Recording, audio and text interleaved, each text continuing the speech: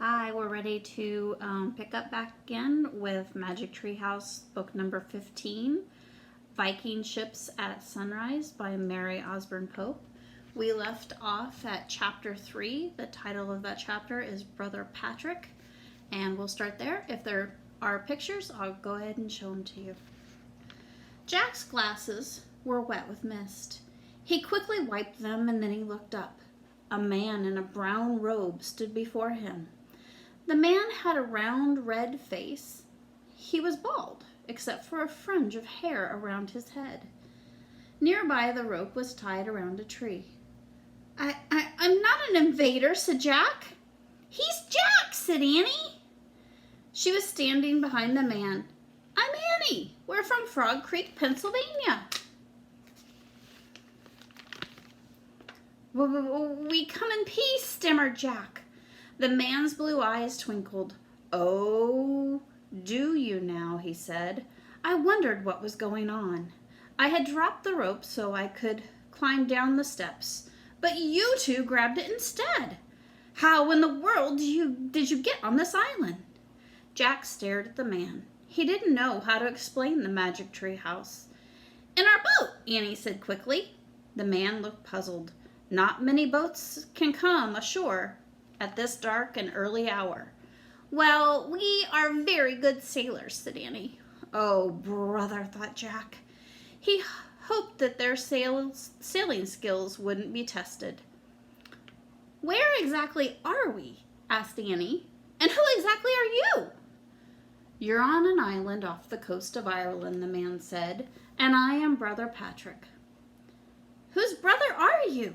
Annie asked him. The monk smiled. The brother means that I'm a Christian monk. Oh, you're one of the monks who saved civilization, said Annie. The man smiled again. Annie turned over to Jack and whispered, Let's show him our cards. I really trust him. Okay, said Jack. He trusted the monk too. They both pulled out their secret library cards and showed them to Brother Patrick. The M and the L are for master librarians, and they both shined in the gray light. The monk looked at them, and then he bowed his head. Welcome, my friends, he said. Thank you, said Annie. Thank you, said Jack. I did not truly think that you were invaders, said Brother Patrick, but on our small island we are careful of strangers. Why? Asked Annie. There are terrible stories about Viking raiders, he said. When we see their serpent ships, we must hide or be taken as slaves. Serpent ships, said Jack. The prows of their ships are often carved in the shape of a serpent's head, said Brother Patrick. I am afraid that it stands for their fierce, cold-blooded ways. Do not worry, said Brother Patrick. They cannot land safely on this island before daylight. They're not as good as sailors as some people. And he winked at Annie. Too bad for them, she said cheerfully.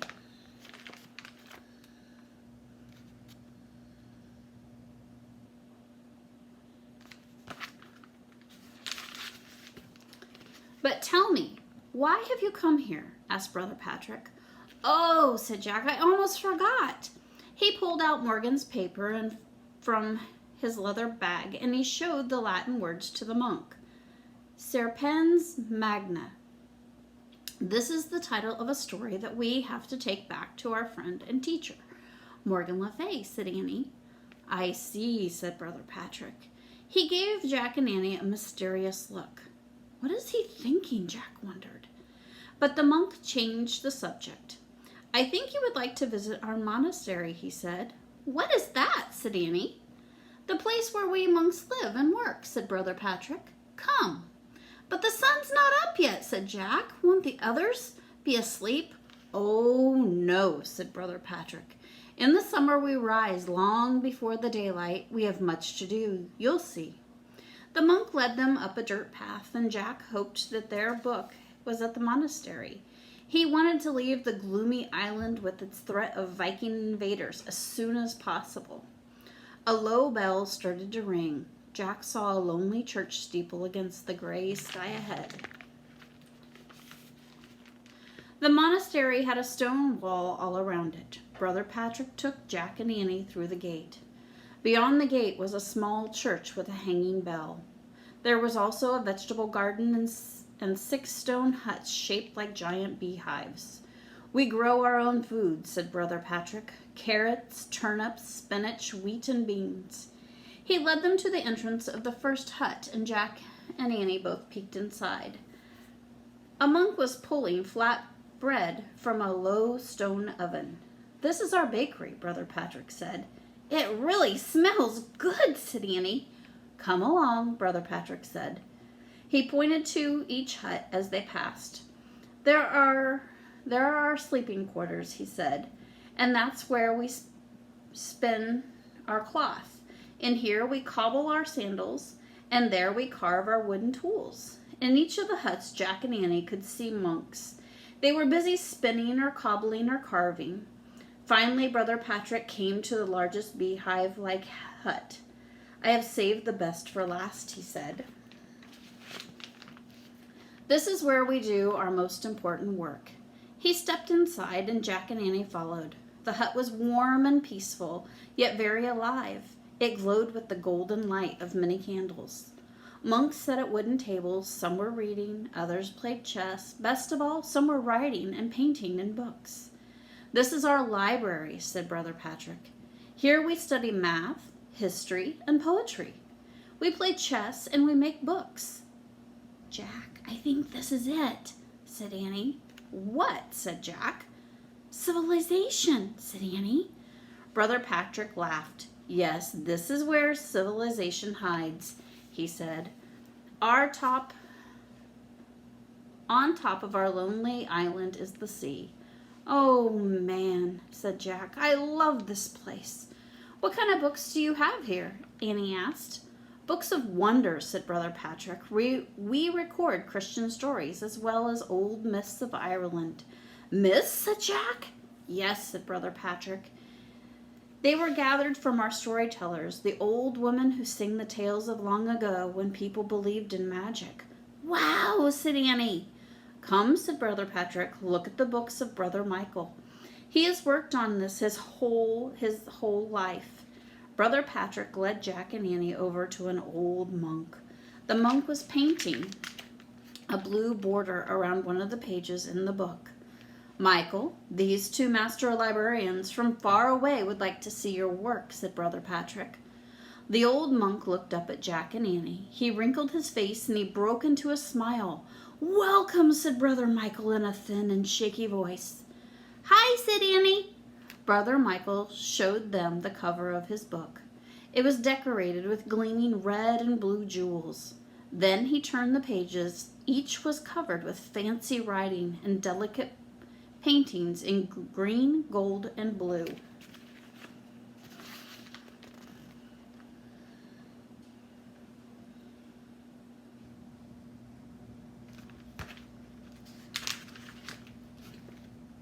"I wish I could paint like that," said Annie. "It's beautiful," whispered Jack. "Thank you," said Brother Michael. "How do you make a book like this?" asked Annie. "I write on sheepskin and I use goose quill pens," said Brother Michael. "My paints are made of earth and plants." "Wow," said Annie. "Show Michael what you are seeking," Brother Patrick said. "Oh, yeah, right," said Jack. He pulled out the paper Morgan had given them and he showed the Latin writing to the old monk. Brother Michael nodded. "Yes," he said with a smile, "I know that one quite well." Brother Michael turned to the page that he had been painting with a blue border. He pointed to the writing at the top of the page. "Oh, man," whispered Jack. There were the words, Serpens Magna. Chapter 5, Warships on the Waves. "We found our story," said Jack. "Yay," said Annie. "Indeed," said Brother Patrick. But alas, Brother Michael has not completed his work. You will have to return for it." "Oh, shoot," said Annie. Jack was disappointed too. "I don't know if we'll be able to come back," he said. "I don't know if we can even leave here without the story," said Annie. Brother Patrick looked puzzled. The 2 kids looked at each other, then back at Brother Patrick. It was too hard to explain about the treehouse and how the magic worked. Jack just shrugged his shoulders. Well, we'll just have to try, he said. Outside, the church bell began ringing. It is now time for our sunrise prayers, said Brother Patrick. Will you join us? Thanks, but we better try to go home now, said Jack. Brother Patrick nodded, and then he led them to the garden. When he opened the gate, they stopped. The horizon glowed with pink and purple. The sun had started to rise. No one spoke as the great fiery ball rose slowly over the ocean. Finally, Brother Patrick broke the silence. Shine, O light of the sun, he said softly, on this day filled with wonder. That's beautiful, said Annie. Jack smiled and he agreed. Brother Patrick turned to them. It is such sights as this that inspire our bookmaking, he said. Now go on, and may God be with you on your voyage home. Thanks, said Jack and Annie. Do you need me to guide you to your boat, he asked. I don't think so, said Jack. Follow the path to the top of the cliff, said Brother Patrick. Then use my rope to help you down the steps. Okay, bye, said Annie, and she went through the gate. Jack wanted to go home, but he hated leaving the monastery. It was filled with people doing his favorite things, reading and learning. I really like it here, he said to Brother Patrick. I'm glad, but you must go now while the weather is with you, said the monk. Everything can change in an instant. Then Brother Patrick turned and went into the church. Jack hurried out the gate. Before he went further, he stopped and he pulled out his notebook. He quickly made 2 lists. Things to make, sheepskin, goose quill, and paints. And stop it. To make paint, you need earth and plants. Come on, said Annie from the top of the steps. Coming, called Jack. He put away his notebook and he ran along the dirt path to the edge of the cliff. Overhead, flocks of seagulls circled in the purple sky. Their cries sounded like screams. What's wrong with them? Jack said. Maybe they always do this at sunrise. Let me go first, said Annie. Clutching the rope, she started to go down the steps. Jack grabbed the rope and started down too.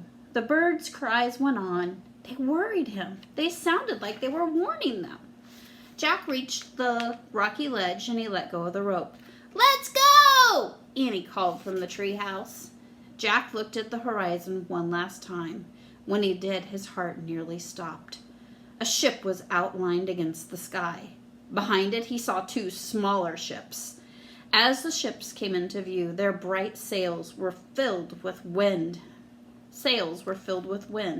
And their serpent prows blazed in the new sunlight. Oh no! Vikings, whispered Jack. We'll stop for today. We'll begin again at chapter 6. The Vikings are coming. Thanks.